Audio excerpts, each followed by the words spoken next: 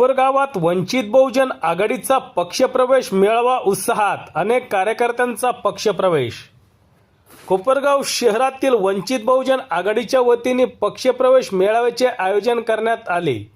या मेळाव्यात अनेक कार्यकर्त्यांनी वंचित बहुजन आघाडीत जाहीर प्रवेश करत पक्षाची ध्येय धोरणे स्वीकारली। शहरातील वृंदावन हॉल या ठिकाणी 2 जुलै 2026 रोजी हा कार्यक्रम संपन्न झाला। महिलांची उपस्थिती लक्षणीय होती। या कार्यक्रमाला प्रमुख पाहुणे म्हणून महाराष्ट्र राज्याच्या प्रवक्त्या उत्कर्षताई रुपवते उपस्थित होत्या। तसेच संतोषजी सोळके जिल्हाध्यक्ष अहमदनगर उत्तर, मधुकर साळवे महासचिव, संजय बालेराव तालुका निरीक्षक, सुनील वाघमारे सचिव वंचित बहुजन आघाडी यांच्यासह पक्षाचे पदाधिकारी व कार्यकर्ते मोठ्या संख्येने उपस्थित होते। प्रकाश दुशिंग यांच्या नेतृत्वात मोठ्या संख्येने समाज बांधवांनी पक्षप्रवेश केला आहे। प्रकाश दुशिंग, बाबासाहेब कोपरे, देवीदास गायकवाड, संतोष कोपरे, मधुकर कोपरे, मारुती कोपरे, सुनील कोपरे, संदीप दुशिंग, आकाश दुशिंग, हेमंत कोपरे, किशोर दुशिंग, आनंद कोपरे, आदित्य गायकवाड, कृष्णा गायकवाड, विकास दुशिंग, सुनील दुशिंग, दीपक कोपरे, प्रमोद कोपरे, सागर कोपरे, रमेश कोपरे, अजय कोपरे, किरण दुशिंग, अमोल तोरात, रमेश दुशिंग, आदित्य गायकवाड, दादू गायकवाड, सुशील कोपरे, बाळू कोपरे, एकनाथ कोपरे, लक्ष्मण कोपरे, सिद्धार्थ कोपरे यांच्यासह महिला आणि कार्यकर्ते युवकांनी मोठ्या संख्येने वंचित बहुजन आघाडीत प्रवेश केला। मेळाव्यात प्रमुख पाहुण्यांनी वंचित बहुजन आघाडीची विचारधारा, पक्षाचे ध्येय धोरण, सामाजिक न्यायाची भूमिका आणि संघटन मजबूत करण्याबाबत कार्यकर्त्यांना मार्गदर्शन केले। पक्षाचे कार्य अधिक प्रभावीपणे गावागावात पोहोचवण्याचे आवाहनही त्यांनी केले। कार्यक्रमाचे आभार प्रदर्शन प्रकाश दुशिंग यांनी केले। कार्यक्रमानंतर उपस्थितांना खिरीचा प्रसाद वाटप करण्यात आला। संपूर्ण कार्यक्रम उत्साही आणि आनंददायी वातावरणात पार पडला। यावेळी उपस्थित कार्यकर्त्यांनी जय भीम, जय संविधान आणि वंचित बहुजन आघाडीचा विजय असो अशा घोषणा देत कार्यक्रमाची सांगता केली। सत्य एक्सप्रेस न्यूज साठी रवींद्र जगताप, कोपरगाव। आज कोपरगाव शहरामध्ये माननीय प्रकाश दुशिंग आणि डॉक्टर बाबासाहेब आंबेडकर प्रतिष्ठानचे अनेक कार्यकर्ते सदस्य वंचित बहुजन आघाडीमध्ये प्रवेश करत आहेत। आम्हाला अतिशय आनंद आहे की कमी वेळामध्ये पक्षाने एक चांगली उभारी ही नगर जिल्ह्यामध्ये घेतलेली आहे। मागच्या स्थानिक स्वराज्याच्या निवडणुका असो किंवा आता झालेली राहुरीची बाय इलेक्शन असो, इथे पण वंचितनी आपलं एक अस्तित्व निर्माण केलेलं आहे। आमचे जिल्हाध्यक्ष संतोषदादा सोळके असतील, महासचिव साळवे साहेब असतील, सगळेच तालुकाध्यक्ष असतील, एक चांगलं काम आणि एक चांगलं युनिट हे शिर्डी लोकसभा उत्तरेचं आमचं तयार झालेलं आहे। आणि ज्या प्रकारचं काम बाळासाहेब आंबेडकरांच्या नेतृत्वाखाली वंचित बहुजन आघाडी आज महाराष्ट्रामध्ये मुख्य विरोधी पक्ष म्हणून उभी राहते, याचा आम्हाला सार्थ अभिनंदन। तेच काम कोपरगावमध्ये सुद्धा पुढच्या काळामध्ये करण्याचा आमचा मानस आहे। आताच्या राज्याच्या गरीबाचे राजकारण चाललेलं आहे, त्याच्यावरती आपल्या वंचित बहुजन आघाडीची रणनीती काय असणार? मी जसं म्हटलं की विरोधी पक्ष म्हणून काँग्रेस असो, राष्ट्रवादी काँग्रेस असो आणि शिवसेनेचा उद्धव ठाकरेंचा गट असो, हा पूर्णपणे कॉम्प्रोमाइज झालेला आहे। विधान परिषदेच्या निवडणुकी ज्या आता झाल्या त्याच्यात जर बघितलं तर 8 जागा बिनविरोध आणि ज्याची निवडणूक झाली त्या जागांवर पण काय काय झालं हे तुम्ही बघितलं। अमरावती असो, नागपूर असो, 100-150 महाविकास आघाडीच्या नगरसेवकांनी चक्क क्रॉस वोटिंग केलेली आहे। जिथे मंत्री, माजी मंत्री आणि बरेचसे मोठे मोठे नेते होते, तिथे सुद्धा महाविकास आघाडीच्या नेत्यांचा काहीच जलवा चाललेला नाही। आणि सर्वात मोठा गंमत ही होती की शिवसेनेनी म्हणजे शिंदे सेनेनी नाशिकची जी उमेदवारी दिली होती दराडेंना, ती नाशिकची उमेदवारी गोकुळ गीतेंना नाही दिली म्हणून त्यांनी बंडखोरी केली आणि ते जिंकून आणण्यासाठी महायुतीने तर प्रयत्न केलेच नाही, पण शिवसेना ठाकरे गटाने त्यांची मदत केली। ही जी एक सगळा सर्कस खरं तर महाराष्ट्राच्या राजकारणाची हास्य जत्रा झालेली आहे आणि त्याच्यामध्ये वंचितचा रोल हा सर्वात महत्त्वाचा आहे। कारण भूमिका घेऊन लढणारा पक्ष, प्रस्थापितांबद्दल बोलणारा पक्ष, सरकारवर डायरेक्ट हल्लाबोल करणारा पक्ष आणि नेता जर आज कोणी असेल तर ते वंचित बहुजन आघाडीच आहे। किंबहुना मला तर असं वाटतं की वारंवार सगळ्या निवडणुकांमध्ये वंचित का युती करत नाही, आघाडी करत नाही, म्हणजे वंचित भाजपची बी टीम म्हणणारे जे सगळे हे महाविकास आघाडीचे पक्ष आहेत ते सध्या भाजपची ए टीम म्हणून आता महाराष्ट्रामध्ये काम करतायत। त्यामुळे वंचितची भूमिका महत्त्वाची आणि ती आम्ही नक्की बजावणार आहोत। विकासाच्या धर्तीवर अनेक जण पक्षप्रवेश करतायत. आता काय त्याच्यात काय उत्तर देणार? विकास कोणाचा नक्की विकास मतदारसंघाचा की स्वतःचा हे खरं म्हणजे हे पक्ष बदलणारे जे नेते आहेत त्यांनी स्पष्ट केलं पाहिजे. विशेषतः आपण ज्या लोकसभेमध्ये आज बसलेलो आहोत ही शिर्डी लोकसभा जी मागासवर्गीय प्रवर्गासाठी राखीव आहे त्या मतदारसंघामध्ये 7 वेळा वेगवेगळ्या पक्षातून प्रवास केलेले एक खासदार जिंकून येतात. त्यांना वेगळ्या मुद्द्यांवरती निवडणूक जिंकण्याचा तिथे योग येतो. कारण संविधान खतरे में आहे, मुसलमानांना प्रॉब्लेम आहे, सगळ्या SC प्रवर्गातील लोकांचं आरक्षण धोक्यात आहे असं बोलून जे निवडणूक लढून आले जिंकून आले त्यांनी 2-3 दिवसाआधी आपण बघितलं की कसं पुन्हा भाजपच्या सगळ्या मित्रपक्षाबद्दल ते गेलेले आहेत. खासदार वाकचौरेंबद्दलची एक नाराजी प्रचंड जी मतदारसंघामध्ये आज आहे आम्ही सगळीकडे बघत आहोत. 2 वर्ष तुमच्याकडे होती, तुम्ही काय काम केलं? श्रद्धा सबुरी का धाम असं आपण म्हणतो शिर्डीला. श्रद्धा सबुरी का धाम क्या हुआ शिर्डी में काम? साधा सरळ प्रश्न मी विचारलाय. तुम्हाला काय निधी मिळाला, किती निधी मिळाला हे सांगा. आपण तुम्ही काय कामं केली हे तर सांगा. जे मोठे मोठे प्रश्न आहेत, जो रेल्वेचा प्रश्न होता, जो पाण्याचा प्रश्न होता, त्याच्यावर तुम्ही काय केलं? पण काहीच न बोलता फक्त मी कसा चांगला आहे सांगण्याचा प्रयत्न ते करत आहे. ठीक आहे, जनता त्यांना उत्तर देत आहे. तुम्ही जर सोशल मीडिया बघत असाल, तुमचे सगळे युट्यूब चॅनलवरती त्यांची बातमी लावली की खाली काय कमेंट येतात हे आपल्याला दिसतंय. त्यामुळे जो राग जनतेचा ऑनलाईन दिसतोय त्याच्या 10 पट राग हा खाली ग्राउंडवर आहे. म्हणून तर ज्या मतदारांनी आपल्याला मतदान केलं त्यांच्यापर्यंत जायला आपण घाबरतोय आणि Z+ सिक्युरिटी घेऊन फिरावी लागते आज आपल्याला. त्यामुळे फोडाफोडीचं राजकारण जे आज महाराष्ट्रात जे सुरू आहे ते अतिशय दुर्दैवी आहे आणि विशेषतः शिर्डी लोकसभेमध्ये हा अनुभव वारंवार आलाय याचा खेद वाटतो मला. कशाची? ती जी सगळी यंत्रणा आहे की जी मुवमेंट आहे आपण बघितलं की त्याच्या माध्यमातून बंगालमध्ये काय झालं. 18-19 लाख मतदारच गायब झाले. त्या प्रकारची कुठलीही गोष्ट आपल्याकडे होऊ नये म्हणून सगळे राजकीय पक्ष आता सतर्क झाले. वंचित बहुजन आघाडीच्या माध्यमातून सुद्धा आपण आपल्या सगळ्या कार्यकर्त्यांना त्याप्रमाणे ट्रेन करून आपापल्या BLOs आणि या पद्धतीने कशी ती मोहीम नीट राबवता येईल, कोणावरही अन्याय न करता जे मूळ वोटर्स आहेत त्यांना त्या लिस्टमध्ये रिटेन करावं. नाहीतर आपल्याला माहिती आहे की यांच्या यंत्रणेमधली लोक अमुक एका समाजाचे मत कसे गाळायचे याच्यासाठी स्पेशल ट्रेनिंग देऊन पाठवलेले आहेत फील्डमध्ये. त्यामुळे ती प्रक्रिया नीट राबवली तर ठीक आहे, नाहीतर जसं बंगालमध्ये झालं तसं महाराष्ट्रात होणार नाही याची मला भीती वाटते. म्हणजे त्या प्रकारची राजकारणाबद्दल तुम्हाला काय वाटतं? आपण 2026 मध्ये आहोत. भारत महासत्ता बनायचंय. आपण विश्वगुरु म्हणतोय स्वतःला. आपण चंद्रावर सूर्यावर कुठे कुठे पोहोचण्याची स्वप्न बघतोय आणि आज महाराष्ट्रातला सर्वात जो पेटता मुद्दा आहे तो म्हणजे आरक्षणाचा आहे. मग तो वाद वर्गीकरणाचा असो किंवा तो मराठा OBC आरक्षणाचा असो, म्हणजे कुठल्या तरी पद्धतीने पुढे जाण्याच्या ऐवजी राजकारणासाठी जातींमध्ये भांडणं लावून हे जे पक्ष आहेत हे खरं म्हणजे मनुवादी विचारसरणी राबवून हे सगळं कसं मागे खेचता येईल आणि अमुक एका फक्त प्रवाहाला कसं तिथे फायदा होईल ह्याचा जो एक कार्यक्रम पद्धतशीर चालवलेला आहे हे खरं तर शोकांतिक आहे. ज्या प्रमाणात आज महाराष्ट्रामध्ये दलितांवर होणारे अत्याचार वाढलेले आहेत, महिलांवर होणारे अत्याचार वाढलेले आहेत. आपण नसरापूरचं कालच वर्डिक्ट बघितलं. एवढं धाडस होतं कसं? म्हणजे राजकारण सोडून शासन कुठे गेलं, पोलीस डिपार्टमेंट काय करतंय, तुमचं गृह मंत्रालय काय करतंय हा मोठा प्रश्न. जातीपातीचं राजकारण तर आहेच, पण खूप मोठे मोठे प्रश्न जे आज महाराष्ट्रामध्ये उभे आहेत त्याबद्दलही सरकार फार काही करते असं मला वाटत नाही. कोपरगावमध्ये आज एवढा मोठा कोपरगावच्या राजकीय तुमचं काय मत आहे? नाही, मी तर म्हटलं की 2 आमदार खरं तर दोन्ही आमचे दादा आमदार आहेत, एक भैया आणि एक दादा. त्यामुळे कोपरगावला आमच्या संगमनेरसारखं ड्युअल आमदारकी मिळालेली आहे.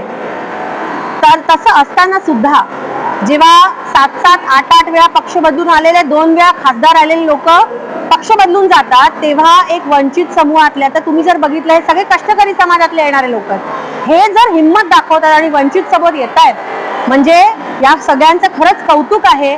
आणि येणाऱ्या स्थानिक सगळ्याच राजकारणामध्ये मग ती लोकसभा असो, विधानसभा असो किंवा स्थानिक स्वराज्याच्या सगळ्या निवडणुका असो, नक्कीच कोपरगाव एक चांगला युनिट म्हणून उभं राहील आणि या सगळ्या कार्यकर्त्यांना काम करण्याची संधी मिळेल असा मला विश्वास वाटतो. असं वाटत असेल की तुम्ही आपल्या घरामध्ये आणला, कारण की आतापर्यंत आपण सर्वांनी इतर वेगवेगळ्या पक्षाला मतदान करून मोठं केलं, परंतु ज्यावेळेस आपल्या लोकांचा प्रश्न येतो, मग तो बौद्ध असेल, महात्मा असेल, समाजवादी, सारी कोळी माळी भिल्ला असल्याचं ताकद या गोरगरिबाचा प्रश्न येतो. प्रथम तुम्हाला सांगतो, मी स्वतः राजकीय मराठा आहे. त्यावेळेस हे धनगाडगे हे तिथे जातीचा विचार करतात. आमच्या समाजामध्ये 5% हे संस्थानिक येऊन बसलेले, काय बोलले तिथे, त्याच्यानंतर प्रत्येक तालुक्यात तांदुळे असतील, तळलेले असतील, आणि ज्या वेळेस आम्हाला प्रश्न येतो, ज्या वेळेस सोडायचा विषय आला का, मग त्यांच्या अंगामध्ये मग तो वोट बँक आहे. ही वोट बँक जर शिबिरी सुधारली तर आपण त्यांच्या मागे हिंडणार. आणि ही वोट बँक वर्षानुवर्ष पिढ्यानपिढ्या आपल्या नातवापर्यंत परतोंडापर्यंत अशीच राहिली पाहिजे, हा त्यांच्या डोक्यामध्ये हा विषय असतो. आज आपण वंचित बहुजन आघाडीमध्ये आलात, इतरही आंबेडकर चळवळी आहेत, त्या चळवळींमध्ये तुम्ही चळवळींवर विश्वास न ठेवता वंचित बहुजन आघाडीवर विश्वास ठेवला, आणि ही वंचित बहुजन आघाडी ही चळवळ नसून हा एक आंबेडकरी पक्ष आहे. आणि हा पक्ष असल्या कारणानं आपल्याला मान सन्मान आहे. वंचितचा कार्यकर्ता म्हणल्यानंतर आज तर भाजपवाले आपल्याला खूप घाबरतात, पण सर्व पक्ष, काँग्रेस असेल, राष्ट्रवादी असेल, सर्व पक्ष आपल्या वंचितच्या कार्यकर्त्याला घाबरतात. कारण आपण जर उभा राहिलो तर आपण निश्चितच समोरच्याला निवडून नाही आलो तरी पण चारी मुंड्या चित करण्याची ताकद आपल्यामध्ये आहे. आणि आपण निवडून येण्याकरता उभा राहायचं आहे. याच्या मागे आपली ताकद कमी होती. 2019ला पक्ष निर्माण झाला आणि या पक्षात लोक आता हळूहळू प्रवेश करतायत. मी स्वतः देवळाली नगर परिषदेमध्ये 150 मतांनी निवडून आलेलो आहे. मी लोकांना कळायला लागलेलं आहे, सर्व जाती धर्माचा पक्ष असेल तर फक्त वंचित बहुजन आघाडी हा पक्ष आहे. ह्या कुठल्याही एका जातीपुरता मर्यादित पक्ष नाही. भाजप घ्या, ब्राह्मणांनी हायजॅक केलेलं आहे. काँग्रेस घ्या, ब्राह्मणांनी हायजॅक केलेलं आहे.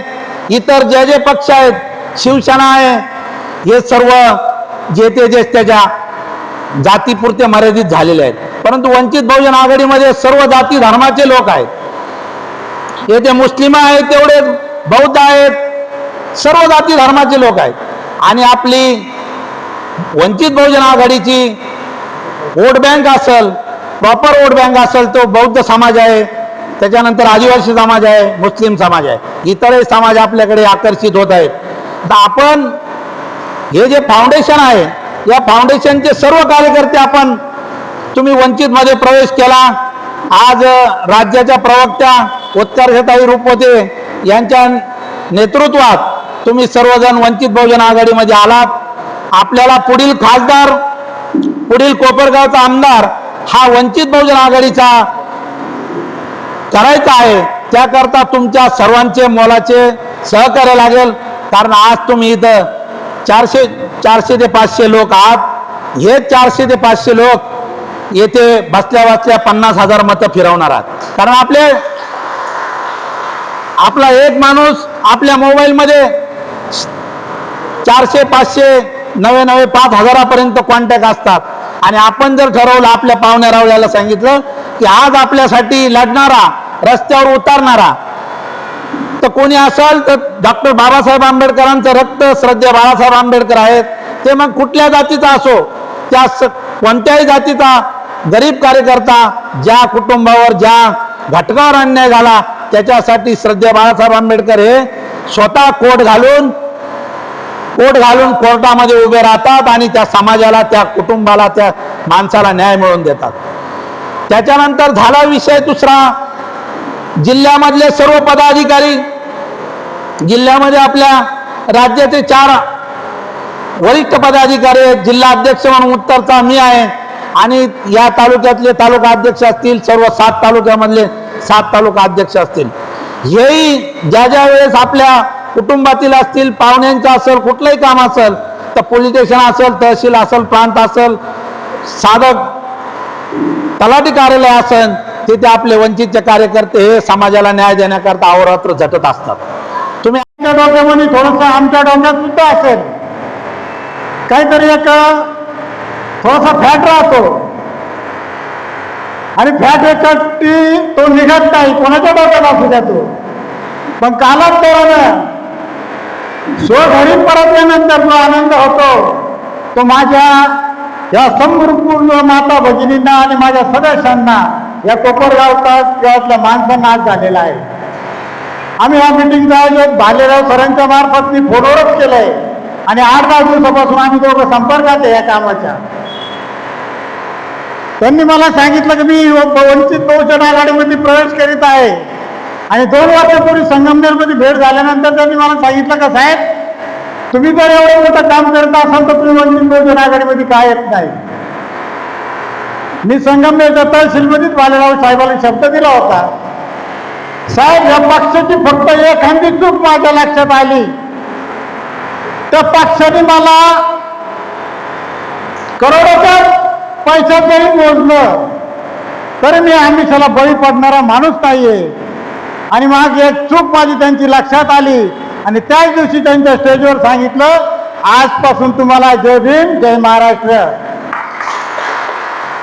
कारण हा प्रकार दिवशी हे माझे सहकारी तुम्हाला तुमच्या राष्ट्रवादीच्या स्टेजवर परत दिसणार नाही, काँग्रेस पक्षाच्या स्टेजवर दिसणार नाही, कुठल्या शिवसेनेच्या पक्षाच्या स्टेजवर दिसणार नाही. जोपर्यंत कुठल्या पक्षाचे आमचे श्रद्धेय बाळासाहेब आंबेडकर युती करत नाही त्या पक्षाचा आम्ही झेंडा हातात घेणार. ही बांधिलकी आहे, या पक्षावर आमचं प्रेम आहे, हे आम्ही न्याय देण्याचा प्रयत्न केलेला आहे आणि तो तडजण्याचं काम माझे जेवढे सहकारी, माझ्या माता भगिनी हे 100% यशस्वी करतील. ह्या कोपरगाव शहरामध्ये तुमची मान ताटत राहील ताई, याची मी तुम्हाला सगळ्यांच्या वतीने आज या स्टेजवर काही देतो. भविष्यात खूप मोठे आमचे जमिनीचे प्रश्न आहे, आम्ही करोडो आधी देणारे आहे, पण आम्ही भीक घेणारे अशी परिस्थिती आमच्या शहरात झालेली आहे. या कारणास्तव आम्ही असेल, मुलांच्या शिक्षणाच्या प्रश्नामधून असेल, तळागाळांच्या वंचिताच्या आणखी काही शेतीच्या प्रश्नात असेल, या अनेक प्रश्न घेऊन आम्ही तुमच्या या गटामध्ये आज या मोठ्या पक्षामध्ये आम्ही सामील होत आहोत. मी तुम्हाला सगळ्यांना परत एकदा विचारायचो आणि या खुल्या स्टेजवर विचारतो, बंद दाराआड उचलत नाही, दार मोकळं ठेवून विचारतो, तुम्हाला वंचित बहुजन आघाडीमध्ये प्रवेश करायचा आहे का? तुम्हाला वंचित बहुजन आघाडीमध्ये प्रवेश करायचा आहे का? काही महिलांचे पुरुषांच्या हातवरती झालेलं नाही. वंचित बहुजन आघाडीचा, विश्वरत्न डॉक्टर बाबासाहेब आंबेडकरांचा, श्रद्धेय बाळासाहेब आंबेडकरांचा. मी तुम्हाला परत सांगतो, तुमच्या या आवाजाने, तुमच्या या शक्तीने आपली ऊर्जा परत जागी झाल्याशिवाय राहणार नाही. आणि जास्त वेळ न घेता माझ्या फाउंडेशनच्या वतीनं, माझ्या संपूर्ण सहकार्याच्या वतीनं आमच्या विनंतीला मान देऊन तुम्ही संपूर्ण महाराष्ट्राची कार्यकारिणी इथं उपस्थित राहिला त्याबद्दल मी सगळ्याचे हार्दिक हार्दिक अभिनंदन करतो. जय भीम जय महाराष्ट्र.